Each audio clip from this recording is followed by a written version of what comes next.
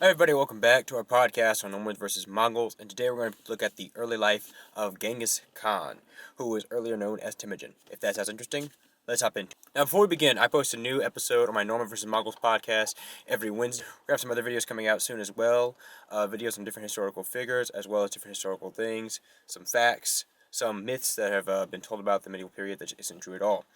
Please comment below who you think would win this matchup. Do you think it's the Normans who are going to win, or the Mongols who are going to win? I want to know your opinion on which of these two medieval powerhouses would win if these two opponents epically clash. So for starters, Temujin was born sometime in the 12th century between 1155 and 1167.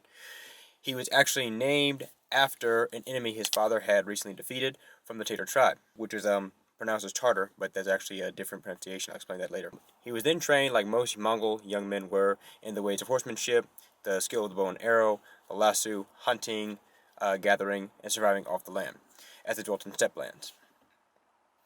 Now, interesting fact about his father is that his father, like him, was also captured after victory until he escaped later on, something that Temujin himself will repeat later on in his life.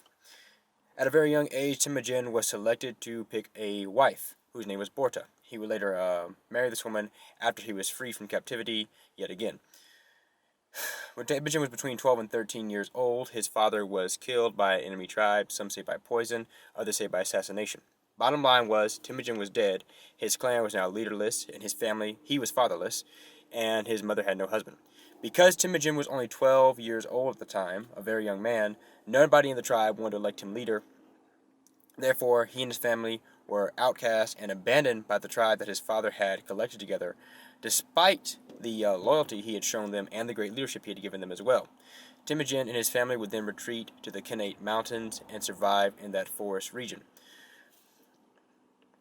Now, in that area, Temujin began raiding and basically, plundering like any other Mongol would against other warring tribes. As the years passed, Temujin's following began to grow, and his men appreciated his leadership, many of them saying that he was such a good leader he would give the shirt off his back to another man in the tribe. Something that Temujin would be known for, even when he became Genghis Khan, were the generosity he showed to his troops. Around this time, he was finally reunited with his wife Borta, who he then married. Afterwards, though, she was captured during a Merkit raid, and was once again taken from him. Temujin once again retreated to the Khanate Mountains, and prayed to his god to deliver his wife back into his hands. He did so, and afterwards allied himself with the Khanate tribe, a much more powerful nation than his own. During this time, his wife Borta had become pregnant, and since she was captured for 9 months plus, most people believed it was not Temujin's child who she bore. However, nonetheless, Temujin did indeed raise his son, although he did not give him any position in Mongolian politics. Temujin then allied himself with Torgol Khan, who was the leader of the Khanate tribe. And at the time, it's important to note that Temujin was still a minor noble on the hierarchy of society, or rather, in the hierarchy of this Mongolian politics. He was a very, very low-class man. His father was a minor noble. He was a minor noble who had been abandoned by his own tribe and had gathered, basically the outcasts around him. Picture somebody going through, example, the U.S. or any area that has a large homeless population, and then gathering them around him and building his own army from that. However, nonetheless, Temujin showed great leadership, and his allies were glad to have him. They would then go to war against the Nemean tribe, an extremely powerful tribe in Mongolia, and would defeat them. Now, during this time, Temujin was injured in his neck by an arrow, and one of his most loyal followers, Jimle, I'm probably butchering that pronunciation, I'll leave the spelling below, saved his life by sucking the clot from his neck, and therefore sparing him. He would later on become one of Temujin's great generals. After doing this, he turned his horses and his vengeance against the Tatar tribe. And the northern tribes of China, or rather the northern lords of China, supported them in doing so. Once they finally wiped them out, they all but annihilated them, very few being assimilated into the Mongolian tribe. Now, in gratitude for the Mongols and Temujin and his group, they were all Mongols, but rather his alliance with the Karates, defeating the Tatar tribe, the northern Qin declared him Wang over the northern tribes above China, basically making him a king of that area. It was his empire that Genghis Khan would eventually build his on top of. It's also around this time that he adopted the nickname Genghis by the source. Interesting fact about Jelme, who saved Genghis Khan's life, with his father came to Genghis Khan's camp when he was still Temujin, a very young man, in the mountains, and brought nothing with him on his back but his bellows. He was a smith. This man was extremely important and crucial. He was a vital person. Think of him as an engineer in the Army Corps of Engineers, since that armor and arms were made by smiths. Therefore, he was extremely important to Temujin, and Temujin respected his position knowing this. After they defeated yet another rival tribe of their enemy, there was another man who would come to be known as one of Genghis Khan's most important leaders, named Jeb. It was actually he who killed the Genghis horse when they were attacking this tribe. It was actually he who killed Genghis Khan's horse when they were attacking this tribe, and he was such a good shot that Genghis pardoned him from being punished and renamed him Jeb, which means arrow, since it was with an arrow that he brought down Genghis' horse. Now, eventually, there was fallout with the Karaite tribe in the year 1203. They actually planned to ambush and wipe out Genghis and all his followers, since Torgal felt that he was becoming too powerful of a leader to stay submitted to him in any way, form, or fashion. However, the ambush was betrayed, and after much hard fighting, the outnumbered soldiers of Temujin were indeed defeated. He once again retreated to the Kenate Forest Mountains to rebuild his forces, and waited and bided his time. He knew that the Karaites eventually, and their allies, some of the remaining Nemeans, would fall out and disperse into separate bands. Now, while Genghis could not defeat them altogether at once as a whole, once they split into separate pieces, it was easy for him to pick them apart one at a time, and that is exactly what he did. It also was much easier for him when Torgal Khan was accidentally killed by some of his own allies when they were not able to identify who he was.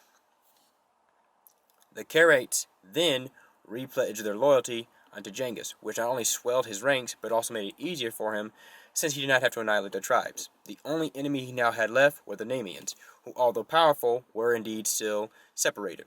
Genghis went, and after a fateful battle, in which the Nemeans refused to surrender, even after Genghis, seeing how fiercely they were putting up a fight and a desperate last stand upon a hill as they charged down against his own troops, were willing to die on the field of battle rather than submit to Genghis Khan, and they did so. So that's a brief history of how Genghis Khan began his conquest. He started off as a young man who fled to the mountains and became a leader of raiding parties. Eventually, more and more people gathered around him. He kept men who were important, such as Jeb, Jimle, and Jimle's father, who was a blacksmith. And from there, he built himself strength with those who were all outcasts, much like himself. Genghis Khan was an outcast by his own tribe who refused to accept him as leader.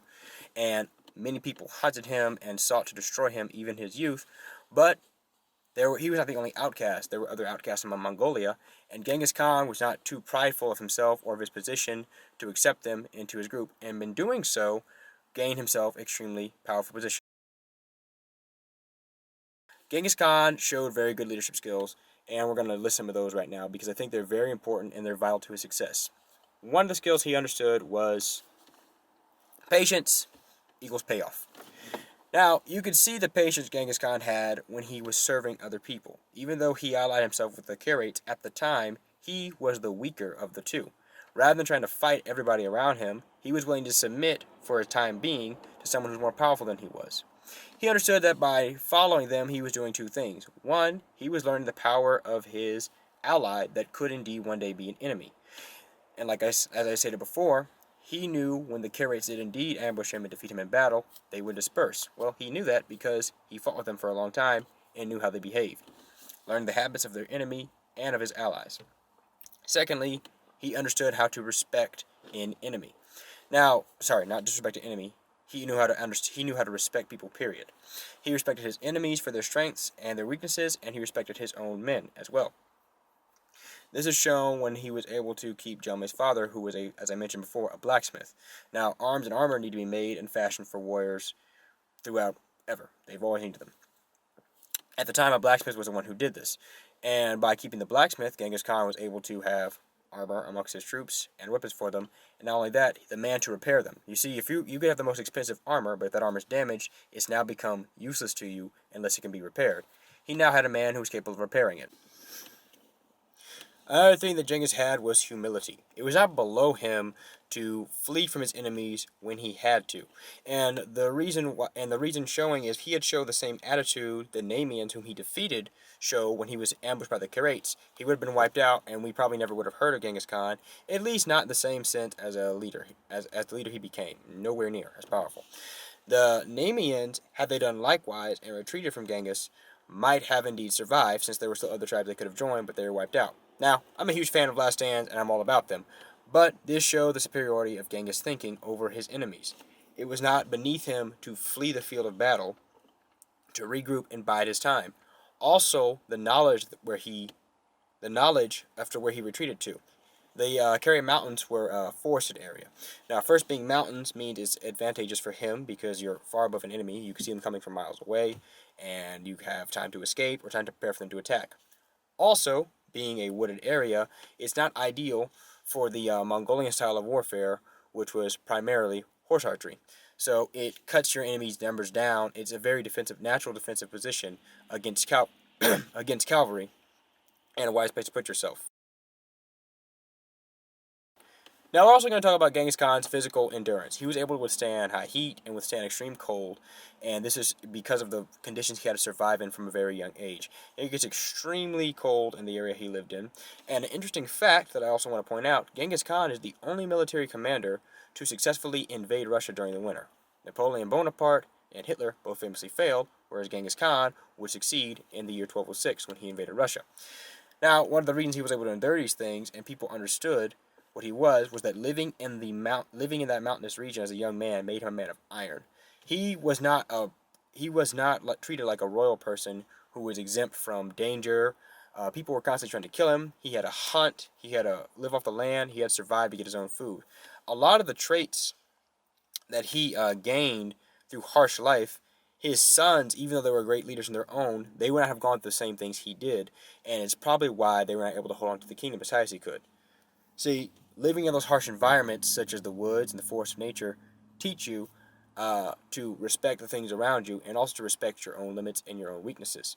And this is something that I believe Genghis did very well. He was able to respect his own weaknesses on the field and respect his own weaknesses when he lacked something. When he lacked men and he lacked the muscle to get something done, he allied himself with a powerful person.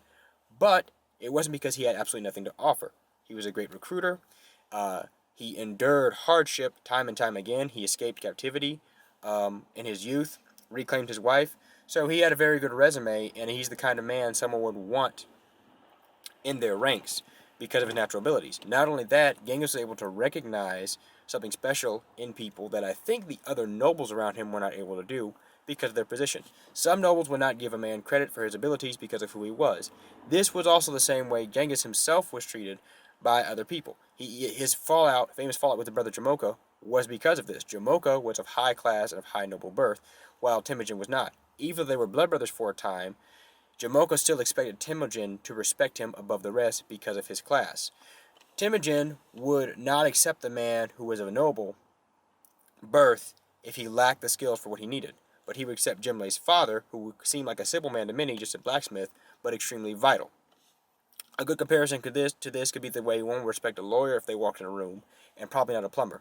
Well, yeah, the lawyer probably definitely makes a lot more money and has a position that's prestigious and advantageous with great benefits, makes a lot of money, and so on. The plumber probably doesn't make as much money, and there are some people who make very good money, but it's a position that isn't looked up to as much as a lawyer is probably. If you ask most people, would you rather be a lawyer or a plumber, they probably say lawyer. But the plumber's job is extremely vital. I don't know anybody who wants to wake up early in the morning to their toilet overflowing and everything that's backed up in it spreading all over the place. They're going to call that guy really quickly, and they're going to respect what he does a lot more. And this is something that Temujin understood. He respected the man for what he could do rather than for what his title was. And that's the same type of attitude the Mongols took towards warfare as well. And you can see it. They didn't care about who they were attacking. Some people went out to attack people because they feared who they were or they feared who their allies were. The Mongols just fought everybody who was in their path, and they stormed them and they steamrolled most of them. Genghis Khan in his life certainly was able to do this, but like I said, not out of an arrogance of saying I'm not afraid of my enemy, but rather I know my enemy, and that's why I don't fear him.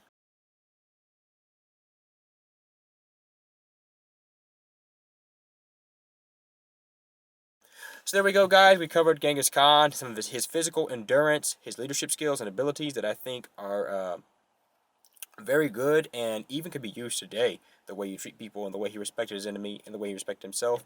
And you have a little bit of history about his youth. Next time, we're going to discuss Norman armor from the 12th century and 11th century versus Mongolian armor of the 11th and 12th century as well. Thank you guys for watching. Please subscribe if you haven't already. Comment down below who do you think would win in a face-off between the Normans and the Mongols. I want to know you guys' opinion on this. Also tell me, who do you think was more cunning leader? Robert Guiscard or was it Genghis Khan? I want to know your opinion on that because I think that is a very good mashup of minds on the battlefield, which we're going to dive into in the future.